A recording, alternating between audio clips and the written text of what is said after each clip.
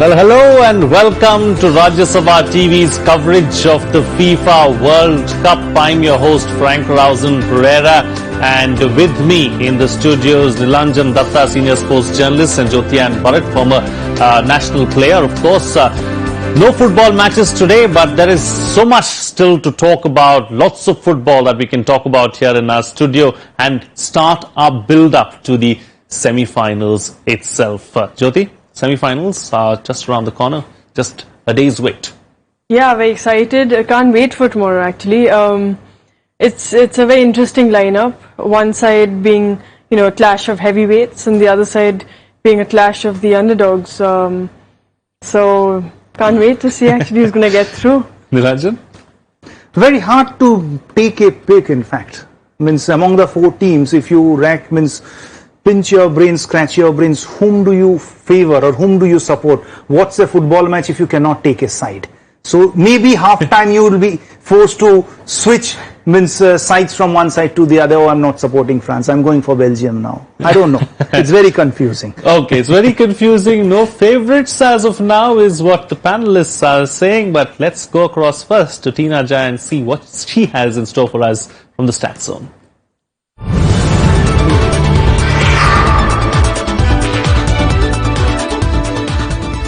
Thank you, Frank. Welcome to the Stat Zone. I'm Tina Jha. So it's now down to just 4 teams at this World Cup. 2 of them have won the trophy once each, while the other 2 have never won the World Cup, and they now have the chance to create history. So the 4 teams in contention are France, Belgium, England and Croatia. France and Belgium will play the first semi-final, while England and Croatia go on to play the second. Talking about France first. The team ranked 7th in the world has played in the World Cup 15 times, including the current championship. Their first time at the World Cup was back in 1930, and their best performance came in 1998 when they emerged champions after defeating Brazil 3-0 in the final. France will play Belgium in the semi-final. Ranked 3rd in the world at the moment, the current Belgian team has a lot riding on its shoulders. A Belgian team has never reached the finals and made just one semi-final appearance. Their best performance is 4th place that came in 1986 when they lost to Argentina 2-0 in the semi-final. England's 15th appearance at the World Cup has all the makings of being historic. The Three Lions have made it to the semi-finals after 28 years. They last won the World Cup in 1966, defeating Germany 4-2. And if the fans' chant is to be believed, then it is coming home.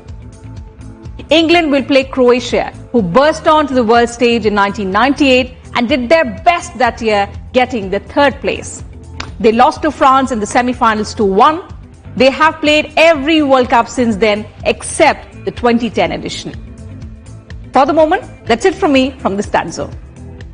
Thank you, Tina. Let's talk about the 4 semi-finalists now, team by team. Jyoti, France, happy with the way France has played thus far in the tournament, and can they replicate their success of 1998? They've been consistent. I think from the first game on, I think they were a bit shaky nerve-wise heading in their first game, but since then they've looked quite comfortable on the field. They've never been in a situation where I felt, oh, they might lose this. They've always looked like they were going to win at the end of the day. They are the favourites, I think, looking at the 4 teams right now, to go on and win this. But they have won it before in 98. To me, I'd like to see a team that's never won it win it. What about you, Nilanjan? Do you want to see a new team lifting the World Cup this time around? And also a word on France itself. Do you believe that this French team is as good as the team that lifted the World Cup for the first time for France in 1998? 2 parts of the question. The first part, obvious, why not? Because this World Cup will be remembered as the World Cup of the underdogs. And if that's true, then let a new team emerge as the champions. The evolution of football suggests there are many powerful footballing nations now, apart from those big traditional ones. No and problem. There's a 50-50 chance that a new team can win. So either of Belgium or Croatia goes on to win. No complaints. I'd be cheering for them, in fact. France 1998 had big names, but they were big names. This team is a young team. So that stature of big names, where you can attain a big name, this team has not reached such a level as yet. So maybe if they win the World Cup, they will be becoming more household names as Zidane was, Desailly was, Thierry Henry was, Deschamps, the captain of that squad at that time. Pires. Pardon? Robert Pires, yes. absolutely. Fabien Barthez, Laurent Blanc. So they had won the World Cup. This French side can win the World Cup. I believe the balance and the depth of the French side makes them the favourites among these four teams who are in the semi-finals. Talking about the four teams, let's talk about the other team. The French are going to, of course, face the Belgians. Your thoughts on Belgium, Jyoti? To me, they're the most exciting team in the top four. You know, the way they play, their link-up play, it's really nice to watch. They obviously have been a side that's been playing together right from the youth level, you know. Through the ranks, they've been together, and you can see that on the field. The way they combine, it's years and years of them playing together. They're exciting to watch, and I feel that they do have it in them to beat this French team.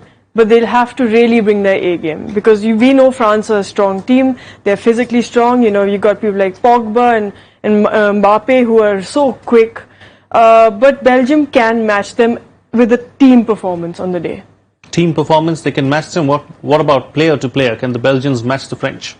Maybe yes, maybe no, but in individual won't be able to, I believe so, script the semi-final and the final, because we don't have a Diego Maradona or a Ronaldo or even a Zidane out here. Belgium will score, but can they defend? Their defense has been a bit susceptible, and against this French squad, where the midfield and the striking zone is equally balanced, also with the defense, that would be quite a task for them. In all the matches, they have been conceding goals. So that's one of the big areas where they need to take care, because this French side will be coming big at them, hard at them, and the game management of the French team has impressed me like anything. They know how to control and regulate the specific quarters of a match, when to press. They're a young team, but they're playing very mature football, aren't they? Very matured football. They are not not daunted by the task which they have up their hand. Someone who's facing them, and look at the names. They went past Lionel Messi and Argentina. That was quite a match for them. There were spells maybe when Argentina took a 2-1 lead. They pressed on the accelerator, they were 4-3 up. Belgium will score, they need to defend well for me. All right. The defense is susceptible is what Nilanjan is saying. As far as the Belgians are concerned, they are going to score. Let's look at the other side, or the other side of the draw, of course, where England and Croatia have made it to the semi-finals. The road to the semi-finals, as far as England are concerned, was it easy? Was it smooth, do you think? Well, people keep saying, you know, they got the easier side of the group. But at the World Cup, I think there is no easy side or easy opponent. You know, everyone at the World Cup is wants to win, and it's hard. So although they played Sweden, you know, Sweden, we can't say Sweden was a weak team by any standard. So England beating them was a good achievement. The way they beat them, well, it was comfortable, not great to watch. They haven't been a team that's, you know, been like, wow, they're playing such amazing football. But they've been getting the job done. They're a side who, you know, going up against Croatia will have to bring a lot of maturity to that game, a young side. But they do have the quality in them to give Croatia a run for the money. England, is it coming home? It will go to a home, which home no one knows. And only on the night of the 15th, the victorious team supporters will be chanting it will be coming home. Well, England have been playing to their strengths. Means that's the biggest advantage. The team, I feel, has been built as per the strength of the players. The system has been created for the players. The players did not go and fit into the system like the previous English squads have been doing. And aerial threat and set pieces. When you go into set pieces, what you need is big players who can head, good spot jumps, means the presence out there, and the delivery. All of that is perfect. People are trying to guess which side the players would be running. The deliveries have been perfect, and mind you, each and every time they have got a free kick in and around the box or a corner kick, the rival teams have panicked. To shut them out, you cannot concede anything in the zone, or maybe a corner kick. If you can do that, Croatia has the advantage. But if not, the Croatian defense has conceded of set pieces. Even in the match against Russia, England will be running away with the game. Let's talk about Croatia now, and Croatia's best performance so far in the World Cup has been a semi-final, and this team has managed to achieve that. Can this team go further? I'm sure they can. I mean, we know they've got the firepower. We know they've got a great midfield. It's just the last two games they haven't been dominant in the way that they were in the group stages. But I feel on the day, if their midfield fires and their strike line is on point, they are a side that's very hard to beat. They've got a good defense as well. So it's an all-round team. It's a very holistic team. They've got experience and they've got youth. That could be something that could play in their favor when they go up against England. Croatia, tired legs, do you think also, Nilanjan? Is that a problem? Could that be a problem? Because two long games? I was coming to them because at this stage where you have played so many matches in a span of, means every match is in a span of maybe 72 hours, recovery of the players is a huge factor. But having said that, the medical staff of each and every team are exceptionally equipped. Means there's a huge medical team which is along with all the teams. Maybe 7, 8, 10, 11, 12 doctors, physios, masseurs, each one going out there. These are professional players, but yeah, at the back of the mind, it plays on the mental side rather than more on the physical side. Two matches, despite all the start, the dominance, the promise, we have been stretched to the tiebreaker, to the penalty shootout. That can play a part in the minds of the Croatians, and England will also be trying to maybe play those mental games if possible. They've also had long, club seasons as well, so that could also be a factor, isn't it? Well, that's the same for each and every player. It is. That's the same for, you cannot blame, I had a club season, the others didn't, everyone. And these professional players are fit enough. Okay. That shouldn't be a concern is what Nilanjan is suggesting, of course. Let's move on now and talk about something else. We've taken a look at the four semi-finalists. Let's not forget Russia 2018 was the international swan song for some huge names, four of them to be precise, like the four semi-finalists. Argentina's Javier Mascherano, Spain's Andres Iniesta, Mexico's Rafael Marquez and Japan's Keisuke Honda have all announced their retirement from international football after their teams bowed out of the competition. Let's take a look at what each one of them said. Javier Mascherano said, "It's time to say goodbye. I hope in the future these boys can achieve something." Let's take a look now at what Andres Iniesta said. "Everything has a beginning and an end. Sometimes not all farewells are as you expect, as you wish."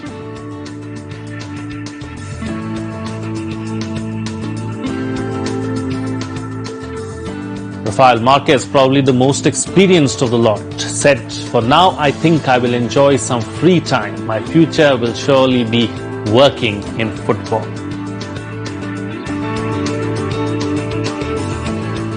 And finally, on our screens, of course, we have Keisuke Honda, the Japanese, who said that we have a lot of good young players. Now it's their turn to write the history of Japanese football.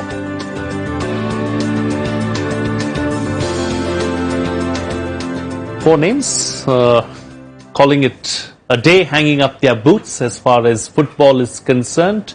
Will we miss these four stars, Jyoti? Definitely. Always sad to see, such great names bow out. For every player in football who's made a mark for themselves leaves behind a legacy, and with the junior players of their squads, of their club squads, of their national squads, they learn so much from these players, and they do lead by example, and seeing them, leave, it's always sad, but definitely the game is much richer. Such is life, Nilanjan. Javier Mascherano has, dedicated his entire life to Argentina and football. Made his World Cup debut on the 10th of June 2006. 20 appearances as far as the World Cup is concerned. He's won 12 matches, drawn 4, lost 4. Final game was for Argentina on the 30th of June 2018, where Argentina lost to France 3-4. He'll be a big loss for the Argentinian side, isn't it? Well, every good thing comes to an end. We need to look at it from that angle. Loss, yeah. I only hope he is not a loss for Argentinian football, because he needs to continue, share his expertise, groom younger players. What that batch of Messi, Saviola, Tevez, Riquelme prior, Walter Samuel achieved, they came through a youth system, and I have been a huge fan of Argentinian football purely because of Diego Maradona. If you look at the structure of under 20, under 17, Argentina used to be a very potent force. At this present moment, they are not in world football. Maybe Javier needs to go there, look at the youth system, what earlier used to be, and again rejuvenate them and resurrect Argentinian youth football. There's a huge vacuum in the youth structure in the country in Argentina. Let's talk about the other player now, Andres Iniesta, part of the golden era of Spanish football. He too has hung up his boots. The World Cup debut on the 23rd of June 2006. 14 appearances for Spain in the World Cup. Won 8, drawn 3, lost 3. Final game, of course, was on the 1st of July, where Spain lost on penalties to Russia. Your thoughts on Andres Iniesta and the legacy that he has left behind? Fantastic player. When the whole Spanish tiki-taka, I feel it was all around him. He was always the fulcrum of those little passes. Great vision, on the field. Just a fantastic player, fantastic person off the field. A very humble person. They'll miss him for sure, because this man, you don't come across an Iniesta very often in football, and he was special to Spain, and they built their football around him, and without him, I feel, they have to start from scratch, rebuild a team, rebuild a person right in the middle there who's going to be their fulcrum. Since you love Asian football, Nilanjan, I'm going to talk to you about the Japanese player. Keisuke Honda made his World Cup debut on the 14th of June 2010. 11 games he has played in the World Cup, won 3, drawn 3, lost 5. Final game was on the 2nd of July 2018, where his team lost to Belgium 2-3. He has contributed immensely to Japanese football, hasn't he, Honda? Asian football, world football. I have all my Japanese friends. He's a big icon in Japan. Everyone looks up to him. And I am a bit surprised with Honda's decision, because the AFC Asian Cup UAE 2017 is around the corner. It's in the month of January 5th, it's kicking off. Japan would be one of the most potent forces out there. I would have thought Honda stayed back till the Asian Cup and maybe then announced his retirement. Would have wanted to see him play a bit more in the World Cup this time, but obviously Japan did well without him. The writing was on the wall. I like what he said. The new generation. We have a lot of good young players. Now it's their turn to write the history of Japanese That's the football. greatness of great players. You do not want to hang around and prolong your time for the just sake of prolonging it. I am speaking purely from a fan's perspective. I would have wanted him to continue till the Asian Cup. But he knows, I am not required anymore. That's the greatness of a great player. You need to know when to call it quits. Let's talk about the fossil of Mexican football. Rafael Marquez, World Cup debut in 2002.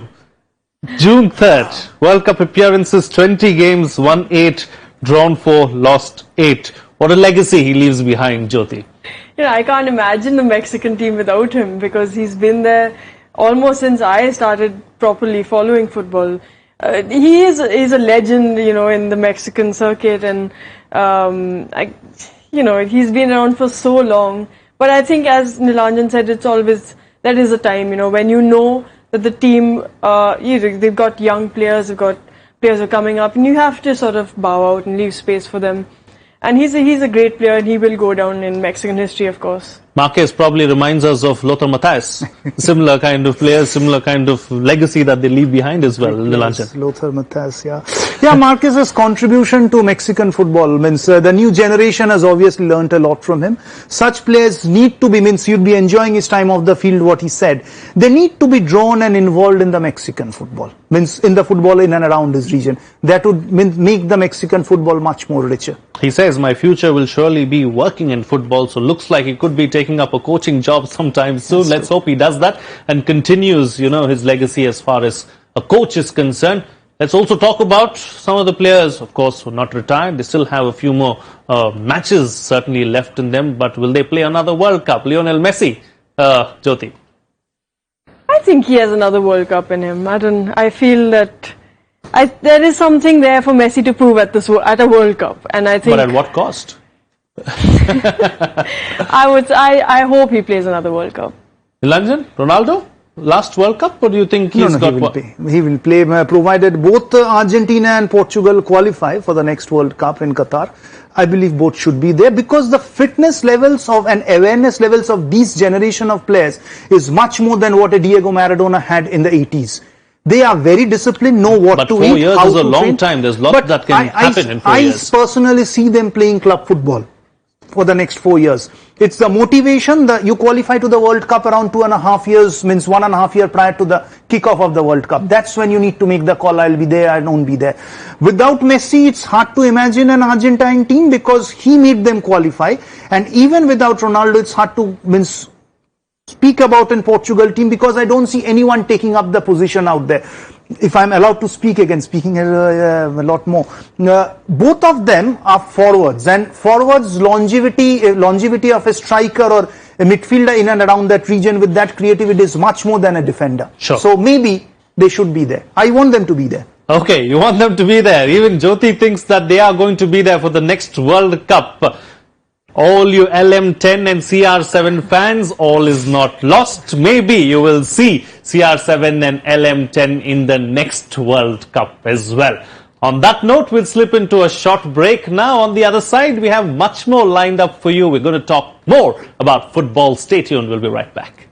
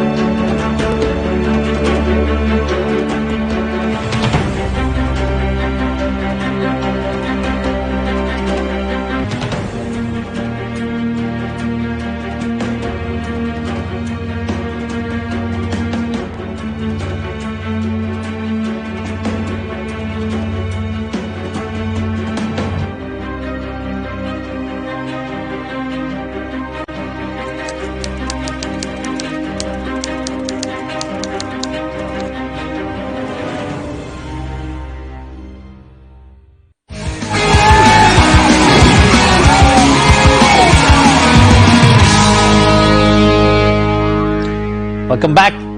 You're watching the FIFA World Cup coverage on Rajya Sabha television. I'm Frank Rausen Pereira. I'm going to give you some more names now other than mine. Some great ones, of course. Those who have won the Golden Boot in years, or rather World Cups prior to this. Let's talk about 2014 first. I'm going to pick your brains as well. Who won the Golden Boot in 2014? I believe so, Nilanjan. James Rodriguez. How many goals? How many goals did he score? Guess half a dozen. 6 is what he scored. So let's look at the other player now in 2010. Jyoti, who won the Golden Boot in 2010? Any guesses? I think Thomas Müller. Yeah. Yeah. It was Thomas Müller. How many goals? I'd say 7, 8. 5. Oh. And who was it the year prior to that, Nilanjan? another German Miroslav Klose. Very good. Nilanjan's got an impressive memory, I must say.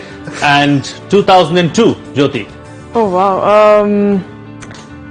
Brazilian Ronaldo. Yeah. It was Ronaldo with 8 goals. And let's talk about some of the iconic players as far as Golden Boot winners are concerned. Nilanjan, who was the most iconic for you, do you think, as far as the Golden Boot winner?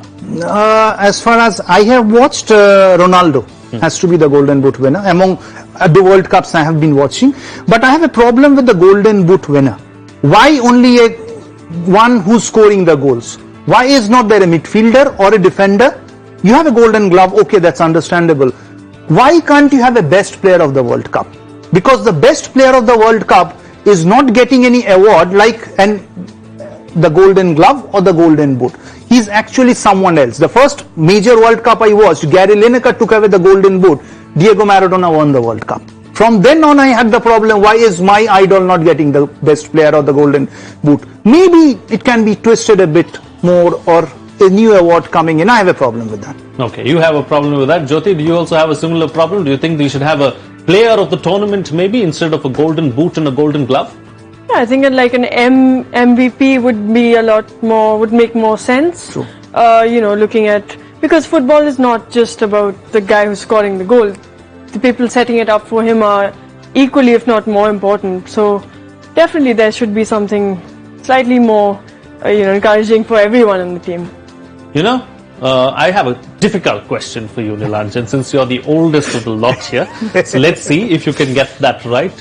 Who was the first Golden Boot winner? Don't remember.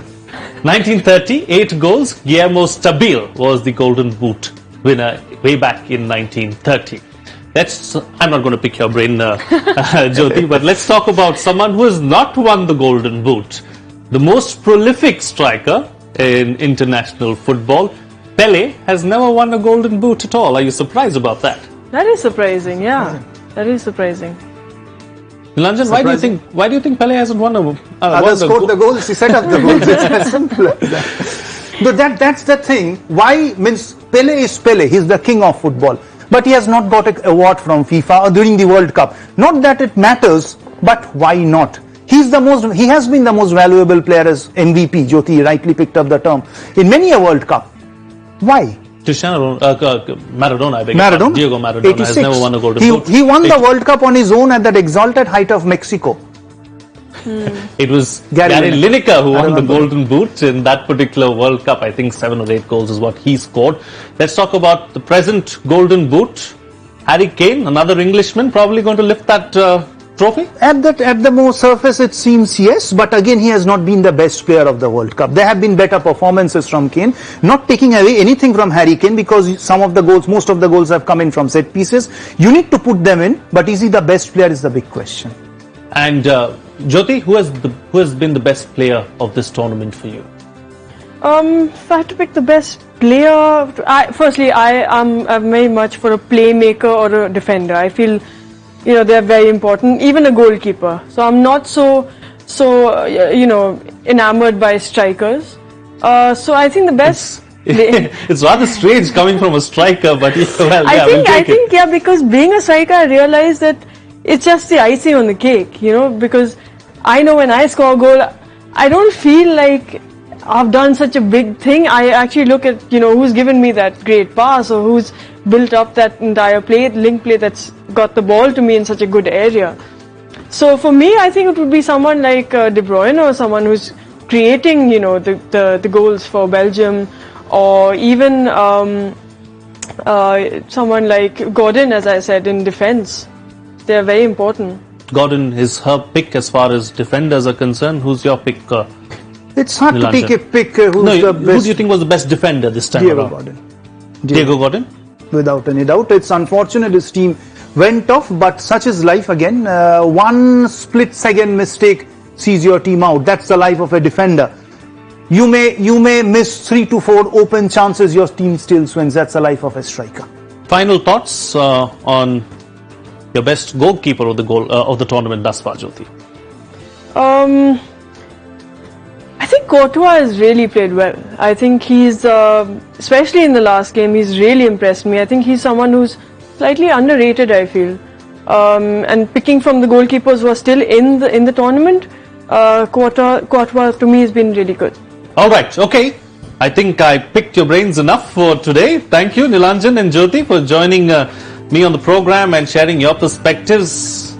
That's it on this telecast, but we'll be back same time tomorrow. So do stay tuned and watch us then as well. That's it from us. See you again tomorrow.